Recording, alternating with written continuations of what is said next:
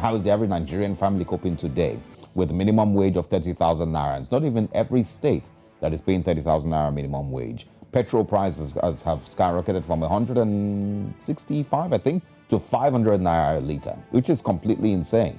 And so, people might argue, yes, electric buses might be, important, but that's not going to solve the problem of, 200 million people. How many buses are we going to bring? We'll look into it a lot further. The national chairman of Labour Party, Mr. Julius Abure, has, of course, mentioned the reactions of the Labour Party to the Elections Petitions Tribunal. They, of course, urged members of the party to be alert following information available to him that the All Progressive Congress was already preparing for a possible rerun of the 2023 elections. Abure made this known during an online meeting held with Nigerian-American Coalition for Justice and Democracy, led by Professor Eddie Oparaoji, the Labour Party Diaspora Chairman in the United States in Abuja. He explained that the ruling party was aware the tide was heavily tilted against it in the ongoing legal challenge to the presidential election results as declared by the Independent National Electoral Commission. Acting National Publicity Secretary of the party, Obiora Ifo, in a statement quoted Abure as calling on the over 10 million members of the party to be on alert and get ready to further humiliate the APC and its government in the polls if their sinister plot fails to materialize. We're joined this morning by APC's Publicity Secretary, Felix Morka, to confirm whether or not these speculations are authentic. He joins us from London. Good morning, Mr. Morka. Thanks for joining us. Good morning. Thanks for having me. Yeah. There, of course, are currently still speculations concerning the calls for a rerun of the elections, but let's quickly get your reactions to the idea that there might be a rerun. That's utterly ridiculous for anyone, especially the national chairman of the Labour Party, who ought to know better, who is one of the principal actors in that party that went to the tribunal, to argue a case that they won the election and that the election should be declared in their favor. I mean, that party has just recently closed their case after calling a few witnesses out of the total number of witnesses that they had proposed to call before the tribunal.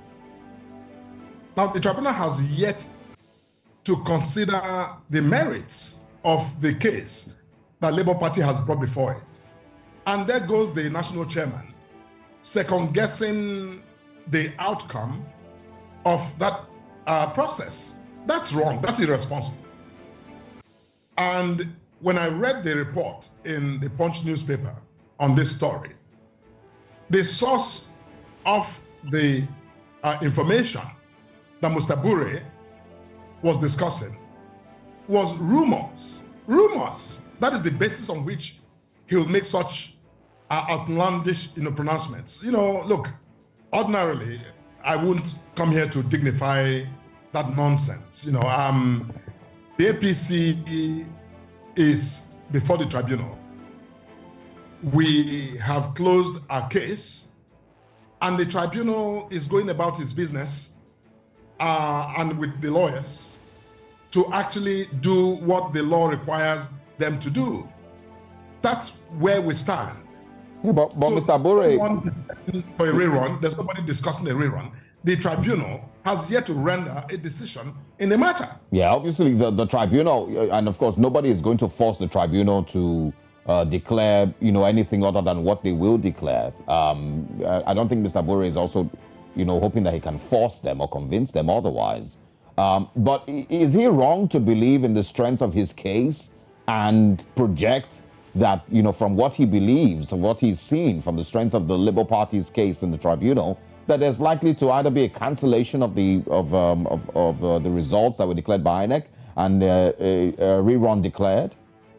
No, whatever you believe of your case, however you assess the strength or weaknesses of your case, that is up to you. But you do not come out in the public space to begin to talk about a specific outcome based on, according to you, rumors, and just to create conversation. You are having this discussion. There are far more important things going on in the country that News Central should be discussing. But you're discussing, a statement made by Mr. Abure based on mere just idle speculation. Look, all I'm saying is that Mr. Abure is entitled to think and have his wishes. But, for him to drag APC into that conversation, that the ruling party may be aware and may be preparing for a rerun, he has no right to do that. That's absolute nonsense. So all I'm saying to you is that Mr. Abure should concern himself with his thoughts and his indulgences.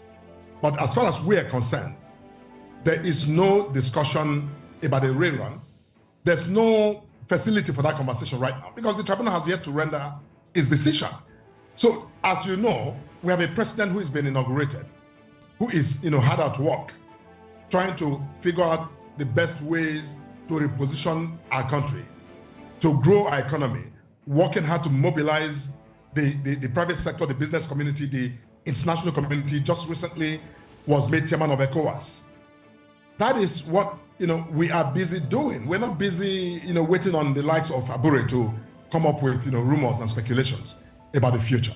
All right, so now let's talk about some of the things that are happening, which is a conversation that we've been having here on News Central. One is the fact that there has been concerns. A lot of Nigerians have shared their concerns as the fact that the president hasn't yet set up his cabinet, whilst we know that he's still within the constitutional allotted time, and that time hasn't elapsed.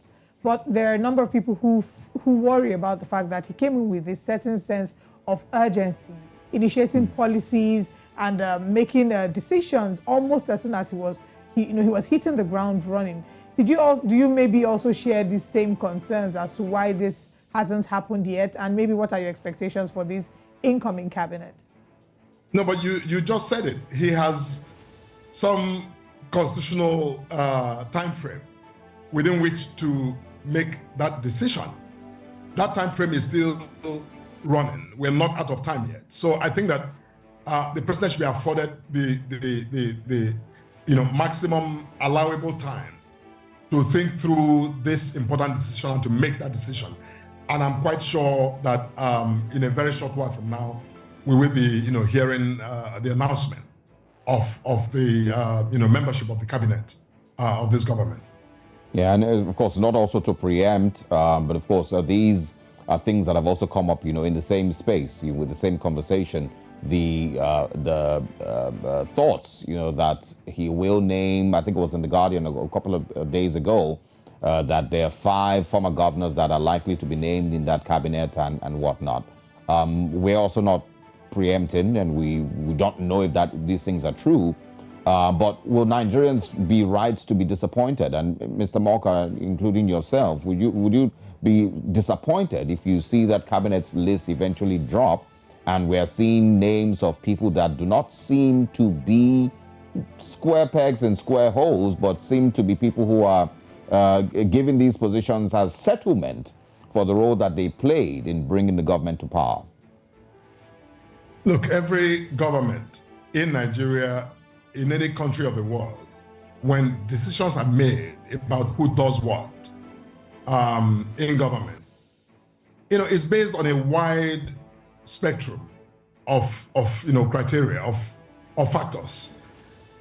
So, like you said, I don't think it's okay at this point. Let's just take a cheap pill and not speculate as to who will make this list and who will not make the list, and whether or not those individuals are worthy. But I mean, Nigerians took a really long chill pill for more than 100 days during the Buhari administration, and look at who we eventually got in that cabinet. So I mean, you would understand where the fears are coming from. It's not because Nigerians are impatient. It is because we've been there before. More than 160 days passed before people appointed in previous administration, and they eventually, to a large extent, argument would be that they failed. And so it's not shocking that people have those fears. Whether you take 2 days or take 60 days to make a decision, not everyone would approve or would applaud the decision that you make. It's not about the time element. You can make a decision in 1 day and get it wrong or get it right. You can make that decision in 60 days and get it right or get it wrong. Look, my point is that remains to be seen. We need to simply hang on. By the way, I didn't suggest that Nigerians are impatient. I'm only saying that we should afford the president the time allowed by law for him to make that decision. Now, once that decision is made, we can come back to this conversation and look at the composition of the cabinet and then have the discussion as to whether or not the individuals who were named are up to the task assigned to them by Mr. President. But again, that is his prerogative as the President of the Federal Republic to make these nominations, and it's for the National Assembly to confirm them. And when that is done, then we can, I think, sit back and discuss whether or not the decisions actually meet our expectations or not. Will we be able to, at any point, maybe veer off from party politics in Nigeria, in the sense that, and I'm bringing this because I'm going to go back to the National Assembly. We saw that during the last assembly, there were conversations as to, it was being referred to in some corners as a rubber stamp assembly. It did feel like a lot of that was, politics, a lot of politicking was done. So there have been people who have expressed concerns as to the fact, yesterday in the papers, one of the calls was that majority of the cabinet members should come from the APC. Is that a factor that, we are definitely going to wait for that list, but this is me speaking in general. Is that a factor that should be considered, that should be prioritized? Political party, is that something that should be considered when choosing members or when deciding who should be in the cabinet? Or is this something that we can, at any point as a country, maybe veer away from and focus on picking the people who maybe are qualified as opposed to what party they're from? No, you're absolutely right. I think that, on a normal day, every Nigerian who has, the kind of competencies that are required to serve our country and to serve it well, should be eligible for consideration. And I know that this president, Bola Ahmed Tinubu, is someone who thinks in, very broad perspectives. His interest is to actually get the job done. I don't think he's, from his track record, I don't think he's someone who is, fixated on just party affiliations or loyalty. He will go out to find individuals who, he believes will get the job done, whether they are party members or not, whether they are professionals or technocrats or not.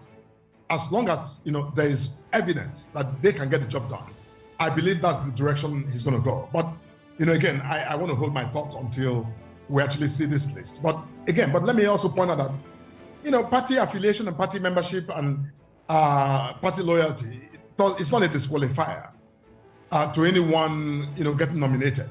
So let's not, set the stage to assume that any, party members who are nominated to serve should automatically be, frowned at, because they are also Nigerians. As long as they possess the skills and the competencies and the disposition to serve this country, I think they ought to be given the chance to do so.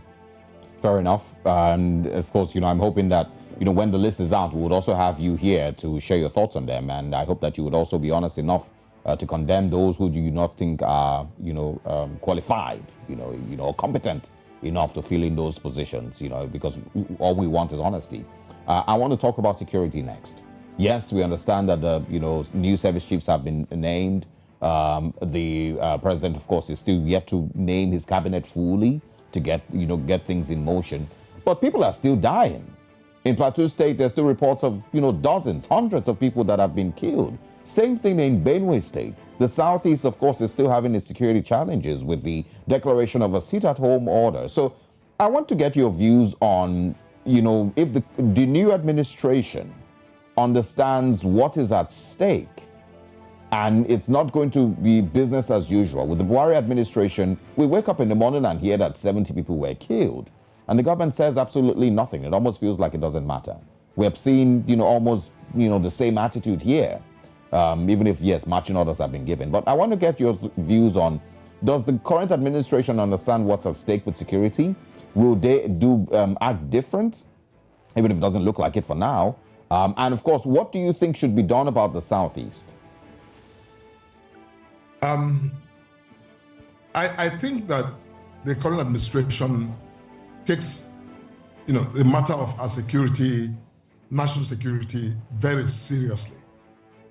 I think that when this president was inaugurated, one of the first things he did was actually to get into that system, to really glean from it, to better understand some of the challenges that has somewhat, if you will, slowed the responsiveness and the effectiveness of our security forces when it comes to some of the incidents that we're witnessing. Now, the service chiefs have been removed and new ones, put in place. Of course, you will naturally have a time lag between, that assumption of office and the rapid, if you will, uptake in tackling some of these incidents. But in the meantime, those who choose to do harm to soft targets, who go to remote villages to attack people, unfortunately, sadly, they will do that. They will do that. And this is where, as a country, we all need to come together to understand that these individuals, these groups who attack our people, especially the most vulnerable people who are defenseless, they're cowards. The people who should be condemned roundly by everyone. It shouldn't be something to, politic about. So look, it's very sad. When I read some of these stories, I am saddened. And I know my colleagues in the party, no one is amused by the hellish experience that some of our citizens, are going through. But one thing I know is that this government, especially, as it settles in to the business of government, we treat this matter with the utmost seriousness that it deserves. No one should die needlessly. But it's not, Mr. Moka, it's not just seriousness, it's also urgency. And that's why I said that there are people still dying today. I know you've mentioned that, while things are being put in place, these things will happen, but the Nigerian life cannot be, so, it can't be played with or toyed with like that. That, we are still setting up cabinet, we just changed service, we're going to get to it. People will die tonight if, we continue at this pace, and tomorrow, and next week. And each and every one of those lives is important. And that's why I want to understand if it is business as usual for the current administration. Yes, they might feel bad in their hearts. Yes, the APC members might be hurt by these stories, but that life will still be lost tonight if something is not done. And wouldn't you agree that Nigerians would like to see a president who understands what's at stake and doesn't want those 7 people to be murdered next week? But let me say this, look, I share your thoughts and I think it's mutual. But let me say this, that there's nowhere in the world where any government is able to anticipate every act of violence and to stop it before it happens. There is no such place on earth. You see, look, let's put this in perspective. You as you speak, you make it sound like this, what you're describing, is a phenomenon that is exclusive to Nigeria. And I don't mean to be defensive, okay? And I'm not trying to be defensive, but I'm only trying to simply ground this conversation so that we can, those who are listening, can at least get, a proper perspective. Because let's not, sort of make this look like what we're discussing. In the United States, in many countries of the world, with better technologies, with better, competencies and equipment, they are not always able to stop every act of violence or crime that takes place. School shootings in the US continues to happen. Random shootings everywhere happens, even with all the CCTV and all the, satellite, systems. They are not able to catch them before it happens. That is unfortunately the human condition. Because when somebody walks in a market square disguised as a woman, and you don't expect that he has explosives under his, belt, and then that goes off, look, you know what? It's hard for any system of law enforcement to detect, to anticipate and detect and be everywhere at the same time to make sure these things don't happen. But look, that is not the conversation. The point is that our people, we can do better. And this government is determined to do better to secure the lives, important lives of our people. Look, when one life is lost of, our citizen, that is preventable, that is lost in these circumstances, it is horrific enough. And, I know that this president is coming to this discussion with, new ideas that will unfortunately take just a little bit of time to put together and to execute. But make no mistake, I don't think that, anyone is sitting back business as usual to continue to condone, this sort of gaps that will lead to the local rights of our people. That absolutely is not the case here. Felix Morka, thank you very much for taking our time and speaking with us today. Good thing, like everyone is, patiently waiting. When these things start to unravel, when the cabinet is eventually named, we'd like to bring you in again so we can have another assessment and another conversation about this. Thanks for your time. Come back. Yeah. Absolutely.